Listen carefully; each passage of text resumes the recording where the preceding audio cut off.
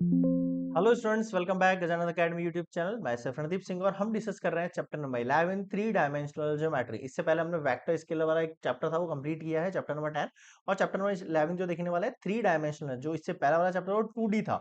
अब हम क्या पढ़ेंगे, 3D पढ़ने वाले हैं। क्या पढ़ने वाला है? 3D। बहुत ही इंटरेस्टिंग चैप्टर है, बट पहले आप ये कंफर्म कर लो कि आपने चैप्टर नंबर 10 जो है वेक्टर वो अच्छे से पढ़ लिया है। अगर आपको वो चैप्टर बिल्कुल भी नहीं आता है, मान लो उसमें आपके काफी सारे डाउट्स हैं, तो पहले आप उनको क्लियर करो। सारे लेक्चर्स आपको प्रोवाइड है, आप प्लेलिस्ट में जाओ, प्लेलिस्ट में जाके चैप्टर नंबर 10 चुनो और स्टार्टिंग से सारा चैप्टर कंप्लीट कर सकते हो मिसलेनियस के साथ with basic concept each and every exercise.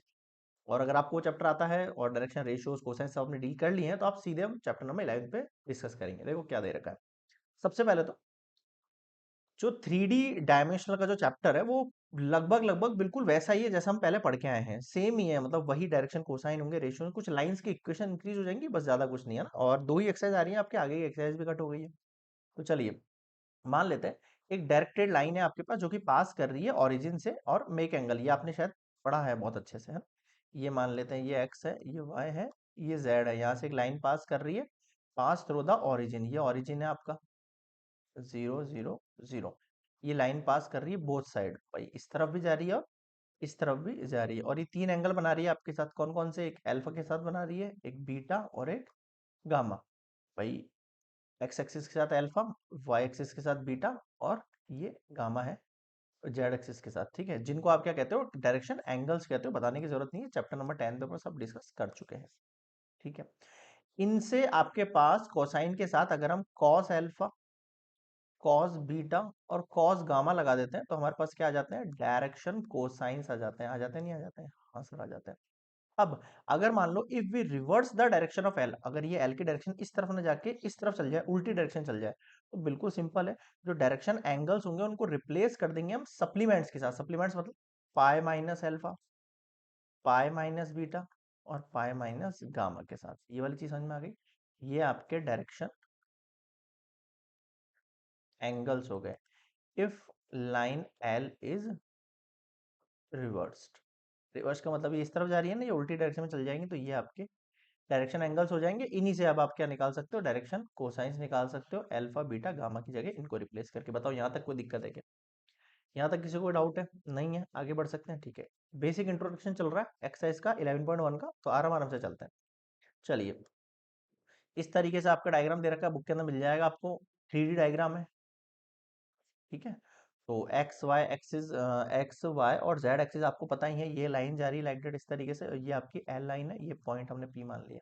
If the given line in space does not pass through the origin, अगर मान लो ये ओरिजिन से पास ना करे, then the order to find its direction cosine we draw line through the origin. हम एक origin से लाइन ड्रॉ करेंगे और पैरेलल करेंगे उसको गिवन लाइन के। एक इंपॉर्टेंट चीज ध्यान रखना, अगर आपको यहाँ पर कोई लाइन नहीं पता है, तो हम सबसे पहले लाइन ड्रॉ करेंगे जो ओरिजिन से जा रही है, उसके एक पैरेलल लाइन हम ड्रॉ करेंगे। ठीक है, अब अगर आपने इस पैरेलल वाली लाइन के डायरेक्शन कोसाइंस फाइंड कर लिए हैं, तो इस लाइन के भी डायरेक्शन कोसाइंस वही होंगे, ये समझाना चाह रहा हूँ। बताओ क्लियर हो गया ये चीज? ठीक है सर। क्या बोल रहा है? Now take one of the direction line from the origin and find it direction cosines as two parallel lines have same set of direction cosine. दोनों लाइन पैरेलल है, दोनों के अंदर सेम ही डायरेक्शन कोसाइंस होंगे। क्लियर है यहाँ तक? ठीक है सर, ये समझ में आ गया। और आगे बढ़ो। अब एक इक्वेशन की फॉर्म दे रखी है आपको, सिंपल है, आ जाएगा समझ में। लेट एबीसी डायरेक्शन रेशियोज है of line and let L M n उसके डायरेक्शन कोसाइन से। आपको पता होगा l equals to cos alpha, m equals to cos beta और n equals to cos gamma. ठीक है, डायरेक्शन कोसाइंस। ठीक है, देन अब अगर हम यहाँ पे डायरेक्शन रेशियोज, डायरेक्शन कोसाइन को डायरेक्शन रेशियो को फॉर्म में लिख दे, तो ये तीनों इक्वेशन इक्वल हो सकती है क्या? हाँ सर, हो तो सकती है। और इन तीनों को हम किसके इक्वल मान रहे हैं? एक सेकंड, ये एल एम एन है, एक सेकंड, एल एम और एन, ये तीनों मान लिया मैंने के इक्वल है। ठीक है सर, अगर मैं हर एक को के इक्वल लेता हूं, तो l upon a equals to k. L की वैल्यू क्या हो गई? A k. L upon b equals to k, l equals to हो गया b k. L upon a b c होगा ना यहाँ पे, इक्वल्स टू के, तो एल इक्वल्स टू हो गया सी के। ठीक है, समझने का पॉइंट है केवल, आ जाएगा समझ में। तो ये 3 पॉइंट हो गए। एल, अरे यार फिर गलती कर दी, ये एल ही एल, पता नहीं क्यों दिमाग में आ रहा है आज तो। हाँ भाई ये एम है ना यार ऊपर तो, एल एम, ठीक है। अब आपको एक पॉइंट याद होगा जो हमने class sorry chapter number 10th में डिस्कस किया था, l square plus m square plus n square equals to 1 होता है। इसका मैंने प्रूफ भी कराया, अगर आपको नहीं देख पता है तो आप चैप्टर नंबर 10 का इंट्रोडक्शन पार्ट देखो, स्टार्टिंग का मिल जाएगा। यहाँ तीनों को रिप्लेस कर दो इनसे, तो ए के का होल स्क्वायर, बी के का होल स्क्वायर और सी के का होल स्क्वायर इक्वल्स टू 1। इन तीनों में के कॉमन ले लूँ, के स्क्वायर अंदर क्या बचेगा, a square plus b square plus c square equals to 1। ठीक है सर, इनको नीचे भेज दूं तो के का वैल्यू क्या हो जाएगा, 1 upon a square plus b square plus c square, और इस पे लग जाएगा रूट क्योंकि स्क्वायर लगा हुआ है के पे, और प्लस माइनस में वैल्यू आएगी, किस में आएगी, प्लस माइनस में वैल्यू। अब अगर मैं इस वैल्यू को यहाँ से रिप्लेस करूँ एल के साथ, तो देखो एल का आंसर क्या हो गया, के का वैल्यू मिल गया ना आपको, तो ये हो गया a upon root a square plus b square plus c square. M का आंसर क्या हो गया, प्लस माइनस बी, ये देखो यहाँ पे बी के है ना, root a square plus b square plus c square. अगला देखो l M n plus minus a b c upon root a square plus b square plus c square. अब मुझे बताओ क्या समझ में नहीं आया। तो कहने का मतलब एक नया कंसेप्ट सीखा है हमने, अगर हमें डायरेक्शन कोसाइन निकालना है एल के लिए तो हमें क्या करना पड़ेगा, direction ratio of one component, ठीक है, पॉन रूट, तीनों डायरेक्शन रेशियोज को आप ऐड कर दो, उनका स्क्वायर कर दो, मतलब स्क्वायर करके ऐड कर दो, उसका रूट निकाल दो, आपका काम बन जाएगा। तो ये नया पॉइंट पढ़ने को मिला हमें डायरेक्शन कोसाइंस के लिए। एक और हमने नया पॉइंट सीखा कि हमारे पास केवल अगर डायरेक्शन रेशियोज है तो किस तरीके से हम एलिमेंट फाइंड कर सकते हैं। अब बताओ क्या समझ में नहीं आया, क्लियर है यहाँ तक, आगे बढ़ सकते हैं, ठीक है, आराम आराम से समझना एक एक पॉइंट को। अगला point, let L M N be the direction cosines of line. अब एक नया कंसेप्ट पढ़ रहे हैं जहां पे डायरेक्शन कोसाइन जो है of line passing through 2 points, अगर वो 2 पॉइंट, देखो एक पॉइंट से पास करने वाला हम पहले पढ़ चुके हैं पीछे, ठीक है, हम लाइन ड्रॉ करते थे पैरेलल, इसके डायरेक्शन रेशियो कोसाइन निकालेंगे तो इसके भी निकल जाएंगे। ये 1 पॉइंट पे था, किस पे था, 1 पॉइंट पे। अब हम क्या पढ़ रहे हैं, अब हम पढ़ रहे हैं 2 पॉइंट से अगर पास कर रहा हो तो एल एम एन आपके पास डायरेक्शन कोसाइन है ऑफ लाइन पी क्यू, ये पी क्यू लाइन है जिसके डायरेक्शन कोसाइन है आपके पास। मेक एंगल, मान लो ये अल्फा बीटा गामा बना रहे हैं एक्स वाई जेड एक्सिस के साथ, ठीक है सर, बना लिया डायरेक्शन सर। अब ये थोड़ा समझना, अब आपको समझ में आ रहा होगा सर, अल्फा बीटा गामा ये 3 एंगल बनेंगे किसके साथ, एक्स एक्सिस के साथ, वाई एक्सिस के साथ और जेड एक्सिस के साथ, ठीक है।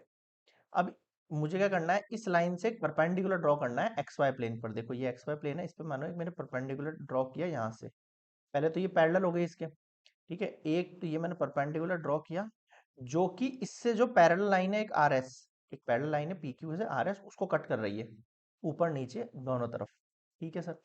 एक और यहाँ पे परपेंडिकुलर ये ड्रॉ किया पी एन मैंने इस तरह यहाँ पे, और ये 90 डिग्री बना लिया 90 डिग्री।